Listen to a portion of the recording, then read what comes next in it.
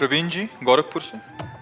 राधे राधे। राधे राधे महाराज जी। महाराज जी, आप कहते हैं कि धन वैभव यश ये सब सांसारिक माया है, किंतु बिना इसके ये समाज में शांति नहीं मिलती। यदि प्रभु का मोह जिनके पास है वो शांत है? आपने कहा बिना इनके शांति नहीं मिलती, तो जिनके पास है वो शांत है, वो प्रसन्न है, वो सुखी है, वो बिल्कुल निश्चिंत है।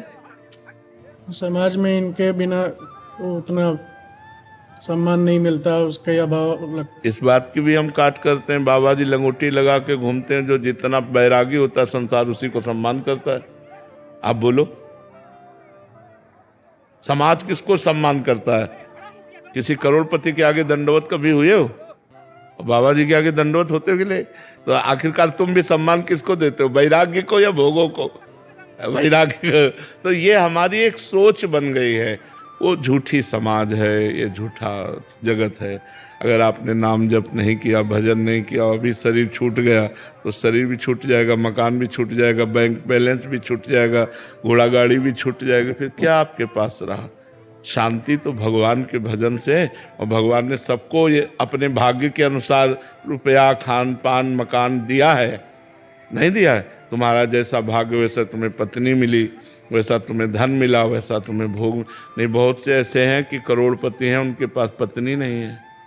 बहुत से ऐसे पति पत्नी स्वस्थ हैं लेकिन बच्चे नहीं हैं। बहुत से ऐसे पढ़े लिखे हैं लेकिन रुपया नहीं है, पढ़े लिखे हैं कोई नौकरी नहीं मिलती। बहुत से ऐसे हैं कि कोई ज़्यादा प्रवीण नहीं, चतुर नहीं है, मर्सिडीज गाड़ियों में चल। ये सब भाग्य का खेल संसार में चलता है। तो हम अपने भाग्य बदलने आए हैं मनुष्य जीवन में, भाग्य के अनुसार जीने नहीं आए।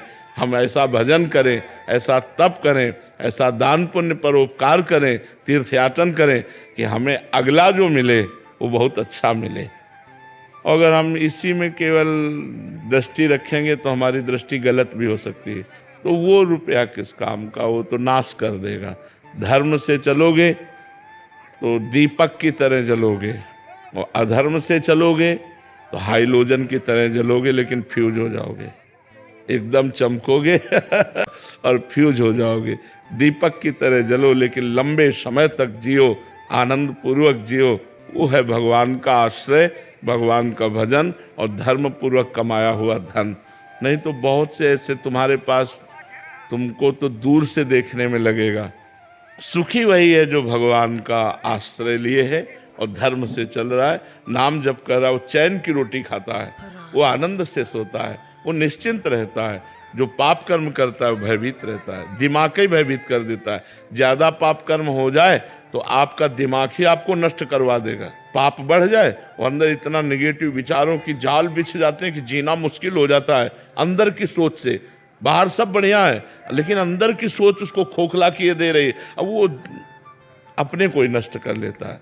तो बच्चा, हम कहते हैं भगवान से मांगो कि साईं इतना दीजिए जामे कुटुंब समाए, मैं भी भूखा ना रहूं और साध न भूखा जाए।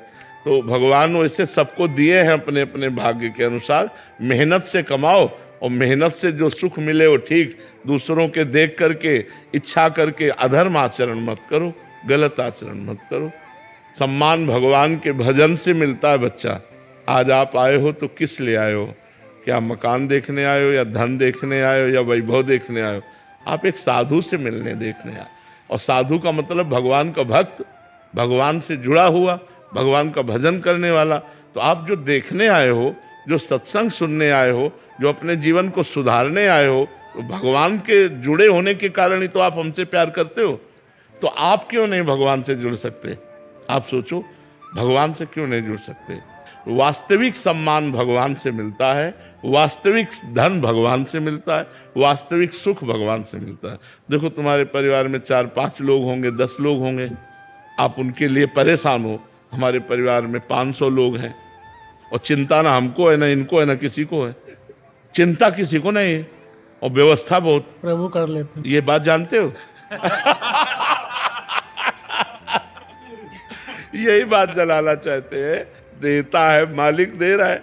तो हमें लगता है यदि हम मालिक से लेना चाहें और धर्म पूर्वक चलें, मेहनत तो हमको भी करनी पड़ती है, मेहनत इनको भी करनी पड़ती है, लेकिन वो दिखाने वाली नहीं है।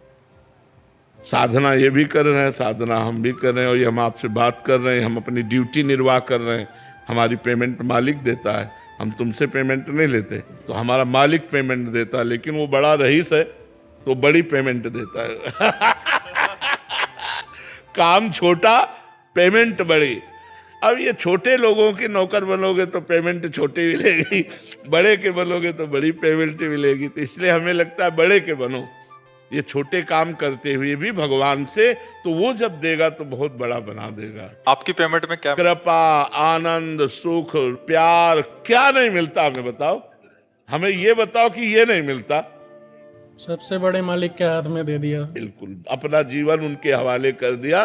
तो कोई ऐसी चीज नहीं है जो हमारे पास ना हो, लौकिक और पारलौकिक। और मरने के बाद जो मिलना है वो तो तुम देख ही नहीं सकते हो। ये तो जिंदा ब्याज है।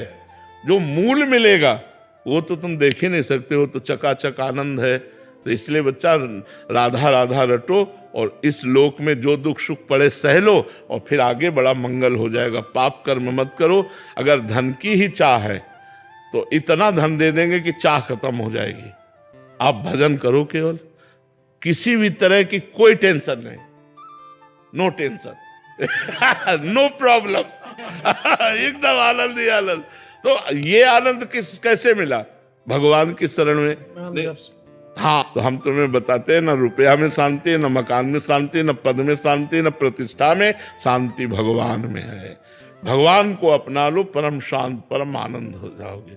देखो, आदमी चाहता है कि यार कोई हमें प्यार करे, नहीं चाहता। हमें पूरा विश्व प्यार कर रहा है, पूरा विश्व प्यार कर रहा है। कितना प्यार करते हैं लोग, रात में 4-4 घंटे, 5-5 घंटे उसी जगह खड़े रहते हैं केवल। और हमारा निकलना होता है 30 सेकेंड, उनको क्रॉस करने में बहुत 30 सेकंड या 20 सेकंड लगते होंगे क्रॉस करने में। 20 सेकंड के लिए वो 2 घंटे 4 घंटे से कहाँ से आके खड़े हुए हैं, धक्का खा रहे हैं, गर्मी सर्दी बरसात सब सह रहे हैं, केवल इतना कि भगवान का भक्त यहाँ से निकलेगा और हम देख लेंगे। कोई रोड श्रृंगारित कर रहा है, कोई नाच रहा है, कोई गा रहा है, पूरा विश्व प्यार कर रहा है। क्यों? क्योंकि विश्वात्मा भगवान के हम हैं, इसलिए प्यार कर रहा है। तो हमें प्यार, शांति, सुख सब भगवान से चाहिए, और उन्हीं के दिए हम तृप्त होंगे, मनुष्य के दिए तृप्त नहीं हो सकते। महाराज जी, आपकी अपनी पेमेंट में इतनी सारी वस्तुएं बता दी कि ये मिलता है, तो लोभ जागृत होता है। तो बट जैसे लौकिक व्यवहार में 30 तारीख को पेमेंट आता है, इसकी पेमेंट कब आती है?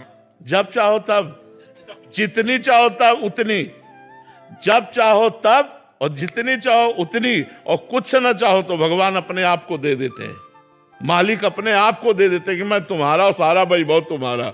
इसीलिए तो चतुर भक्त भगवान से कुछ लेता नहीं है, भगवान से कुछ मांगता नहीं है। अपने आप जो दे दे उससे निर्वाह होता है। वो भगवान को चाहता है, भगवान से नहीं। भगवान को चाहता है, भगवान से नहीं। जी, मैं पिछले 15 सालों से कॉम्पिटिटिव एग्जाम्स की तैयारी करा रहा हूँ। हमारा प्रश्न ये है कि हम 12-14 घंटे दिन में मेहनत करते हैं और नाम जप के लिए हमें समय नहीं मिल पाता। तो क्या हम नाम जप क्या समय बढ़ा दें और अपना जीवन लक्ष्य भूल जाएं, या हम नाम जप करते रहें? नहीं, आप जो 12-14 घंटा कार्य करते हैं ये भगवान की सेवा ही है, क्योंकि समाज सेवा ही भगवान की पूजा है। तो पूजा के बाद अगर हमें 10 मिनट भी टाइम मिले, हमारे पास 24 घंटे हैं, 8 घंटे अगर हम विश्राम के रख लेते हैं, अगर हम 12-14 घंटा काम के रख लेते हैं, तो भी हमारे पास जो समय बचता है उसमें 1 घंटे मनोरंजन के रख लेते हैं और 1 घंटे भोजन के लिए रख लेते हैं। अगर हम 40 मिनट 25 मिनट नाम जप करें तो हमारा बहुत बड़ा काम बन जाएगा। हमारे पास समय है। हम कह रहे हैं कि 1 घंटा ना भजन करके यदि हम 25 मिनट 24 मिनट भजन कर लें 24 घंटे में, तो बहुत बड़ा काम हो जाएगा, क्योंकि आप पूजा ही कर रहे हैं। पढ़ लिख कर हमारे समाज की सेवा में जो बच्चे जाएंगे और धर्म पूर्वक चलेंगे, जो धर्म का कार्य आप कर रहे हैं यही पूजा है। वो अलग से अगरबत्ती धूपबत्ती लगाने की जरूरत नहीं है। बस 24 मिनट तो आप नाम जप कर लीजिए। इतना आप शिक्षा दे दीजिए कि 24 मिनट यदि आप नाम कोई भी प्रिय लगे, राधा राम कृष्ण हरि, 24 मिनट आप जप लीजिए, से समय आपकी पूजा हो रही है, आप चिंता न कीजिए। विद्यार्थियों के लिए एक संदेश हो रहा है। हमारा सबसे बड़ा संदेश है बेविचार और व्यसन 2 से बच जाएं विद्यार्थी तो धन्यवाद। व्यभिचार और व्यसन ये 2 से हमारे अगर नई पीढ़ी को बचा लिया जाए तो ये हमारे भारत की बहुत बड़ी उन्नति करेंगे। इन्हीं में से कोई पदाधिकारी बनते हैं, इन्हीं में से कोई राजनेता बनते हैं, इन्हीं में से कोई समाज सुधारक बनते हैं। तो दो बातें हमारे समाज को गिराने के लिए ये वायरस की तरह बढ़ रही हैं, व्यभिचार और व्यसन। अगर नवयुवकों में व्यभिचार और व्यसन पर कंट्रोल हो जाए तो हम बहुत ज़्यादा आगे उन्नति कर सकते हैं। ये हमारा भारत धर्म प्रधान देश है, तो व्यभिचार और व्यसन इस पर ध्यान दीजिए। नया लड़का कोई नशा ना करे और नया लड़का ज़्यादा व्यभिचार में ना फंसे। उच्च ज़्यादा इसलिए शब्द लगाया कि जैसे ब्याह हो रहा है तो आप अपने धर्मपूर्वक उसका व्यवहार कीजिए। यदि आपकी हमारी मित्रता हो गई, हम आजीवन निर्वाह करना चाहते हैं तो आप धर्मपूर्वक व्यवहार कीजिए। लेकिन बहुत जगह फैल जाना और व्यभिचार का विस्तार कर लेना वो जीवन के लिए हानिकारक होगा। वो आपकी स्मृति को गिराएगा, वो आपके दिमाग की शक्ति को कमजोर कर देगा, क्योंकि ब्रह्मचर्य एक पावर है जो मनुष्य जीवन को उन्नतिशील बनाता है। यदि वो पावर ही नष्ट हो गया तो हम जो पढ़ाई लिखाई में, तो उसमें हमारी सुस्ती हो जाएगी, उसमें हमें प्रमाद आने लगेगा। तो हमें लगता है कि नशा और व्यभिचार, इन दो से हमारी नई समाज को